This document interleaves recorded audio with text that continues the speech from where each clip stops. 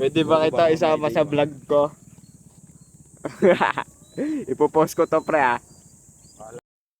Ayokong sumupay.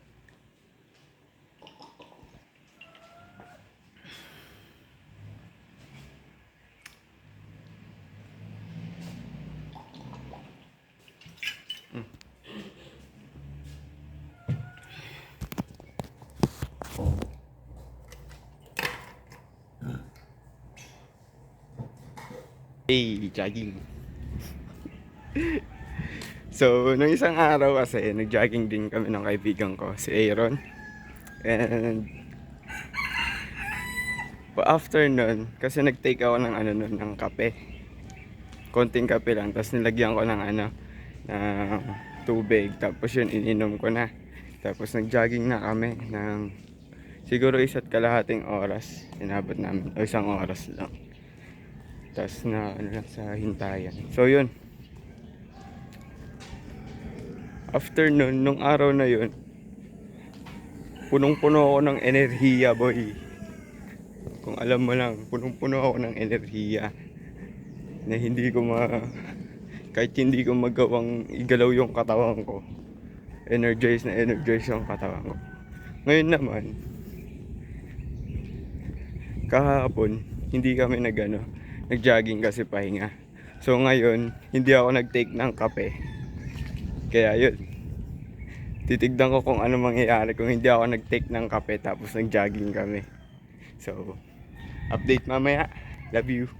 So, habang yung kaibigan ko nandoon, nagkaano siya. Paano ba tituro? Ganito. Enjoy ko muna yung pagkain ko. Tubig ko.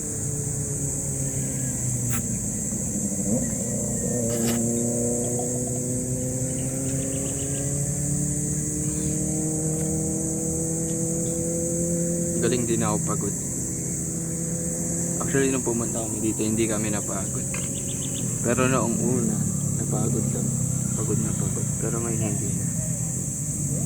Siguro isa yun sa improvement. Kapag inaraw-araw mo. Ano? Ha? Sige. Kapag inaraw-araw mo yung ano mo, pag-workout mo, masasanay na yung katawan mo. Sa tayo pala. So yun, paalis na kami. Oh, si Aaron, nagpe-picture. Dito kami sa kalsada. Nakatawid na kami. So yun, ang nangyari, hindi agad ako nakapag-video. So kahapon yun. Kasi pagka-uwi ko, nagpahinga ako. Tapos kumain, nagpahinga. Tapos may gawain pala kami sa church. Anong nangyari tuloy? Pag-uwi ko, pagod na ako. Kasi naglakad-lakad pa kami, pa kami. Tawag dito. Nagpa-feeding program pa kami. Tapos anong nangyari? Pag-uwi ko, pagod na ako. So, nakatulog na ako nun. Hindi ko na hindi ko na hindi ko na nagawa ng update. Ngayon, inabukasan na ngayon. So, ano ba kahapon? So, 1 kahapon, ngayon 2 na. 2 ng 2 June 2, tapos 10:18 PM na ngayon. So, yun. Kaya ang ginawa ko, nagsulat ako ng ano dito na lang. Nagsulat na lang ako ng mga points at yung mga kung ano yung mga na-reflect ko during ginawa ko yung experiment. So, i-compare natin yung araw na nag-take ako ng coffee before mag-jogging versus yung araw na hindi ako nag-take ng coffee before jogging. Okay. So, nung araw na nag-take ako ng coffee is after ko mag-jogging, madami pa akong energy na nakapaloob sa katawan ko. Mas madami pa kaysa nung susunod na araw na hindi ako nag-take ng coffee. So, bakit ganun? Kasi yung coffee na iniinom natin ay may halong caffeine o caffeine. Dito tayo nagbabayad ng energy para makapag-function. Kung puyat ka, tapos magkakape ka, syempre magigising ka, 'di ba? So ganun. Kaya nangyayari 'yun kasi nga humihiram yung katawan natin ng energy sa caffeine. Pero nung araw din na hindi ako nakapag-take ng coffee before jogging is na-manage ko naman na makakilos ng maayos. And plus nagawa ko pang tumagal sa event. Kasi after ko mag-jogging nung kahapon, after ko nun mag-jogging is tawag dito.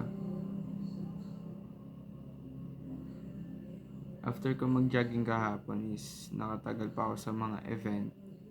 Like, kasi after, after, after ko mag-jogging, umuwi ako, tapos kumain, nagpahinga.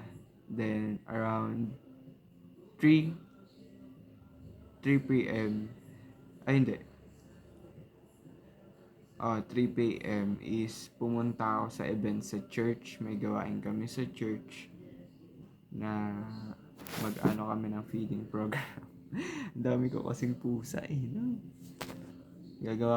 Nagpa-feeding program kami para sa mga bata.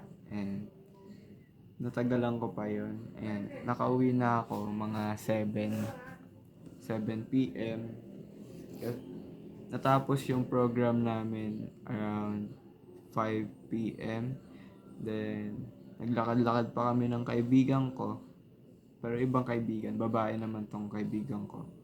Nakapaglakad pa kami paikot sa palengke. Tapos para lang mahanap yung yung bakery na pinag-applyan ko, tapos nirecommend ko din yung kaibigan ko doon. Hindi ako natanggap kasi lalaki ako. So kailangan ng bakery is babae. And pumunta pa ako sa bahay nung ka-churchmate namin kasi para makipag-bonding saglit. Naglaro kami ng ML and so on. Then umuwi na ako mga 7. So therefore I conclude that using caffeine when you are tired could be beneficial, but use it wisely. Ganun. Ang paggamit ng caffeine, pag-inom ng kape, bago mag-start ang araw mo, pwede ito maging beneficial sa iyo kasi magbabayad yung katawan mo ng energy kung pagod ka pa. Pero use it wisely kasi nga ito ay hindi lahat ng tao kaya i-handle yung madaming kape. So, yun nga.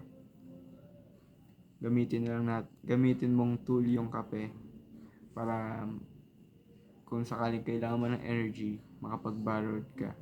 Magkaroon ka ng energy sa kape. Tagal ng explanation sa kape Use it wisely nga. So yun, regular exercise is more important than regular coffee. So, ayun nga, regular exercise like jogging or strength training and so on and so forth. Kung ano man yung gusto nyong active exercise ba yan tawag doon? Mahalaga yon kasi magiging active yung katawan mo and masasanay siya sa mga normal na gawain. Kasi tayo mga tao is nasanay, mostly sa atin, nasanay na sa mga sedentary activities like humilata, magdamag, and mag-cellphone. Kumuba yung magkuba. Ano pa ba? Poor diet. So, yun. So on, so forth. So, yun. Regular exercise is more important than regular coffee.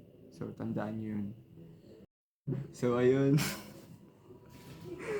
So, ayun, mga tao dyan, mga kabataan dyan, na sana na Ang cringe. Sana may natutunan kayo sa mga kabataan dyan na kung nahanap nyo itong video ko na helpful para sa inyo, makakatulong kung magsasubscribe kayo. Tsaka like nyo na rin yung video para dumami. Share nyo na rin, syempre, sa mga kaibigan nyo, sa mga tropa nyo na kailangan din. So, yun. Ito na. Ending na to. So, yeah. Salamat sa panonood. Sa lagi matatandaan, ang buhay weather lang. Bye-bye tol. Love you.